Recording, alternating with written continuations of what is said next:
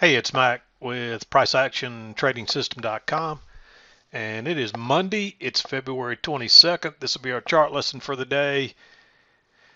And really, it was pretty much sideways all day. There's no surprise that we really had this two legs up here. I didn't put my measured move on there, but let's just check it out and see what it looks like. There's leg one, and then we started up again there, and there's leg two. We didn't quite get there. You can see we're just a tiny bit short. So, but that's actually, if you start from the low, it's pretty much almost a perfect measured move, and I may not have got this one just right.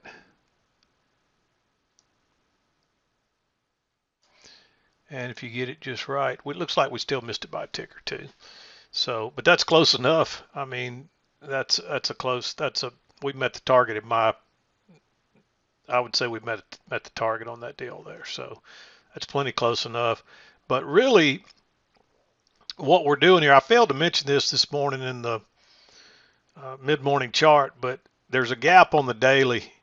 Notice that this is where we closed from Friday, and so when we opened at 8:30, we're right here. So yes, on this 24-hour chart, there's trading in there, but if you were looking at the uh, daily chart, it would have closed here, and prices would have opened at the yellow line. So there's no trading in between there on the daily chart, and so prices are usually going to try to fill that gap, and that's what we did here. We had to reach this target right here. This low is 38.9675, and we actually went to 38.99 and a quarter. So we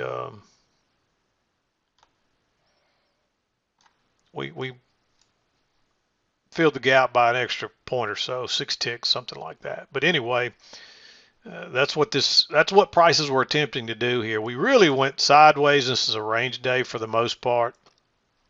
We traded down into this, but really well before the opening, 8:30 open, we were already stuck in this lower side. It turns out it's two-tiered channel, but we were really stuck in this lower side, and you see we just went up, and you can tell it's two-tiered. Um, we didn't quite get back down the lows. Notice the yellow line. Somebody asked me about that in the forum today, and that's just the 8:30 open. My chart puts that on there automatically each day. It's part of our BPX MAC custom indicator, and you can see that became support multiple times during the day, and you'll see that a lot. So prices will come back and test those levels, and they'll hold, or they'll act as support or resistance, and so will these closes. And this was actually the close from Friday, and notice we met that and ticked a little bit past it, but notice we closed right at it, and then we turned down again. So these are important prices, and this and understanding how prices react, that we try to fill those gaps pretty quickly, and that they'll test the open sometimes, or they'll test the closes. Just keep that in mind, because those are important things. And this chart looks like a mess, but as the day's going, you're really only looking at the part that's out to the right, and when you spread it out a little bit, let's go ahead and back out. It starts to clear up and make a little more sense, but you got to know the big picture too. So just make sure you're always aware of that. I'm going to try to back out here where we can see this. But 7 o'clock came right as we're rounding down here. We had this big move down. Now we got a two-tiered channel working up. We never really made a new low off of this channel, this two-tiered blue channel working down here. We just kind of had the break outside and then went sideways. Prices tried many times, but this we really found support along this yellow line until here, where we went sideways again and then failed out of this sideways stuff and finally came back down, and we still couldn't get back down to those lows for the day. I think we finally did late this afternoon. We got really close. We still didn't get back down there. So there's a lot of support right in here. And another thing is we're trading real close to 3,900. And those 100 or century marks on a chart like this are very emotional spots, and prices will tend to test those from either side multiple times. Let me back out one more time, just kind of give you a look at this. And you can see that 3,900 is about where we closed on Friday. And notice we tested that a few times during the overnight. Came back. We couldn't quite get back to it. I don't think we quite got, I can't remember what that high was. 39, 99 and a quarter. We missed it by 3 ticks basically. So testing that 3,900 again. But this was really just to try to fill the gap. That's what prices were attempting to do there. So again, let me back out. There's not a lot of trades today, so we'll go through them pretty quickly here.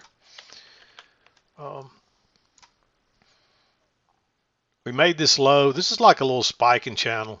And again, you had to be aware of this early part of the range and get you a measured move up just in case. And basically what I did, I just drew the range and pulled it up equal distance and went ahead and put it on there, even though we really didn't know for sure if it was going to be the yellow channel or the blue range, which really it tended to be the blue range till later in the afternoon. So, but anyway, we start making higher highs and higher lows. This is like a little spiking channel up, and we bounced off this trend line. Notice really, I was playing these shorter term ones at this point, and this is a little spike up and move on up, but we trended down to the low, and look how many times we bounced across there, and then we pushed through the MA and pulled back. I just treated that as a higher low. It actually broke lower and turned up. I'd wait for this to close either way, and you may not have been able to get in this one either because it closes on its high, then it opens on its low and keeps going. The only way is to maybe drop a limit order in there where you normally would have entered and see if it back up and pick up your order. So you may or may not have been able to catch that order, that trade. But if you did, I like going long back to the high side of the range. We turn down off the high, make a lower high here, and this one breaks higher, turns down. I'd be okay going short on that one right there because it gives you a little more room back to the EMA too, because you could always bounce at the EMA. But I really wouldn't have a problem going short right there because this is clearly going up and down from the highs to the lows. So, and of course we bounce off this yellow line and confirm it. And we get a higher low here, but the signal bar is not very good and you don't get another chance to enter. And then we have a breakout of this high spot. You try to go low, high once, you try to go long again, and it fails and turns down and goes right out the other side. Just go short when it breaks lower, or you can wait on that to close, either one, because that's clearly moving down that trend, and this is a failed breakout, or it's failing. We don't know for sure if it's going to end up being a failed breakout because this could be two-tiered, but at this point it's failing, and you got a long way back to the lows and a long way back to the other side of the yellow channel. So I like going short there. This is going to act as a trap, and you can see how quickly it moved down, and then once it runs all the stops, it kind of runs out of momentum, and then it turns and goes the other way. And I would measure each of these legs again. Just measure this one. And there's your target, right exactly where it went. 2 legs up. But this spikes up. Goes into this channel. You don't get a chance to go long yet, but eventually you can see this spike in channel, and you get a second entry long right here. Only reason I made this green is it's not a perfect signal bar, and it's a really big one. I mean, there's 15 ticks in that, and not a lot of room to the highs here.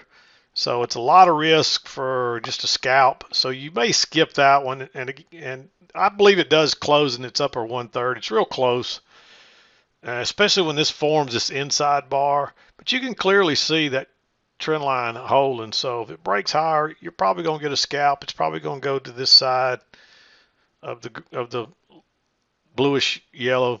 That's basically blue on top of the yellow, so it looks a little kind of greenish really. But we turn back down and you finally get a break. I would look at that as a double top and a first entry, second entry, but you can't, that signal bar is too neutral, so no entry there unless you had a better signal bar than that. If you did, I wouldn't have a problem going long there because that's off the midline. There's a lot of reasons to like that trade.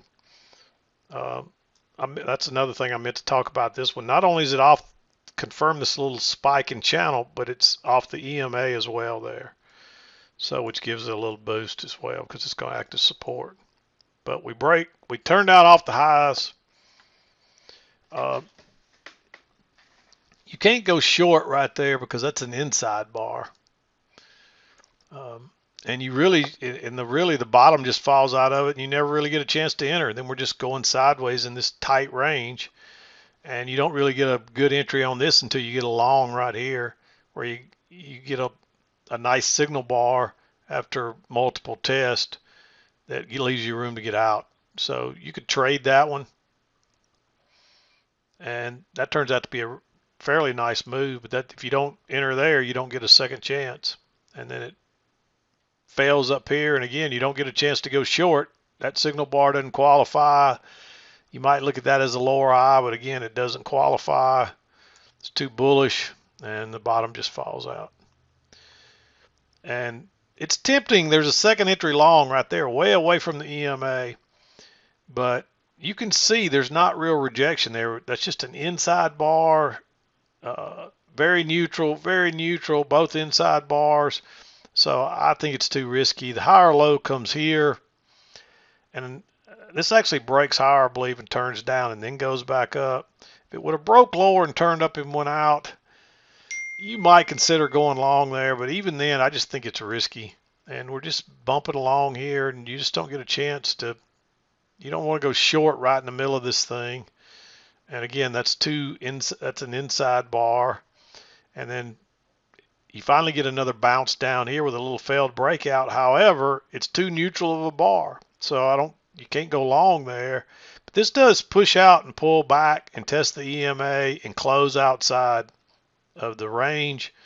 And so if we break higher here, we're probably going higher. So it's like a little breakout pull back long. But it's just not a very good setup. Again, it's not a perfect signal bar. It's a rather big signal bar again. 12 ticks, so that's 3 points, and you're having to go long at the very high up here, so it could break higher and come back down again. So I marked it green, but I'm not crazy about it. I think there's better trades. And of course we run up, we get a close outside, a move to a new high, and then we turn down. But you want to wait on a lower high here, and you don't get it. We end up going higher again. And then finally you get a lower high, but too neutral. But then you get that failure right there, and you're still not back to the EMA. I like going short there.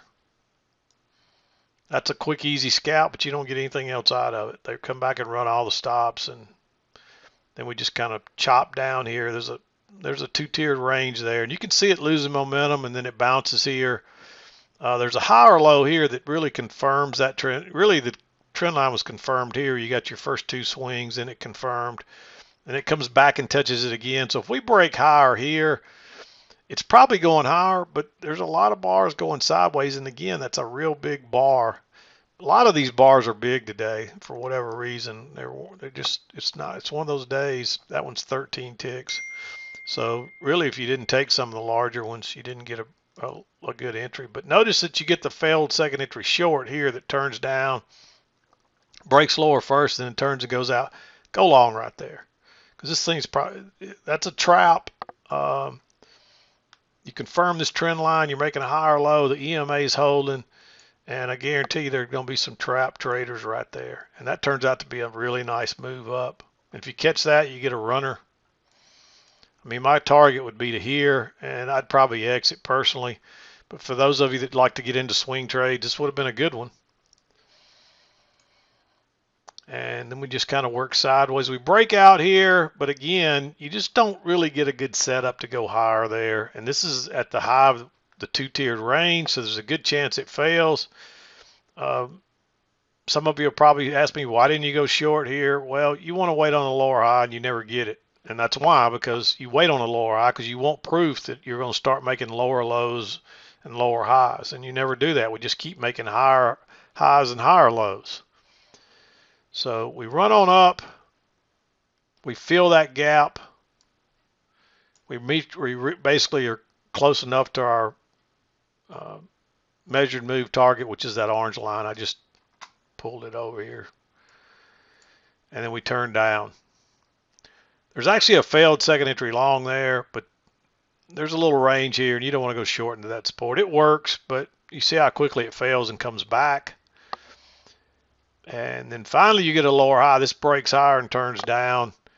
With this overshoot and this trap, you got to be a little bit leery about going short right into that trend line. I don't think I'd wait and go short here. But when it breaks higher and comes down and breaks through here, I might trade that on an engulfing bar.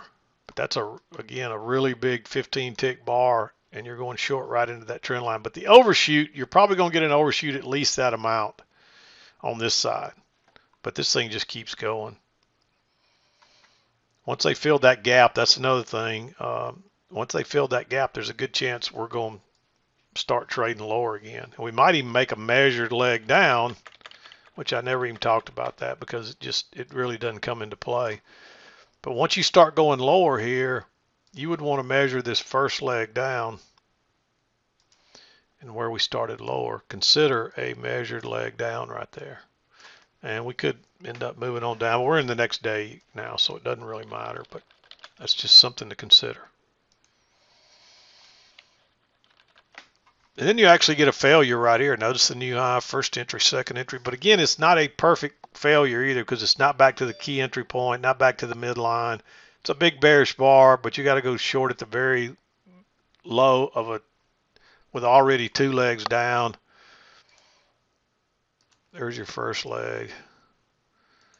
So that makes it really risky right there. And that's another reason why I think you have to enter this one on an engulfing bar, looking for that measured move versus trying to get in way down here, because it does bounce real quickly before it traps longs and then turns down again. And I wouldn't take a long here as long as that, with this overshoot and this thing trending down. And that takes us into 2 o'clock. We don't really get another opportunity at anything. So interesting day. Pretty standard price action. You got a leg down, two-legged correction that filled the gap, and then you started another leg down. That's perfect price action on the big picture. And if you narrow down in, you can see the other measured legs and so forth in there too. So good price action today, but it's just a little hard to trade when you get all these little tight ranges like this and choppiness. And when you're not turning at consistent levels, that makes it harder too. So, and there's just not a lot of trades today. So a lot of big, ugly signal bars and things like that makes it harder too. So, but anyway, I'm going to wrap it up for the day. We'll be back again to do it tomorrow. Hope you had a good trading day.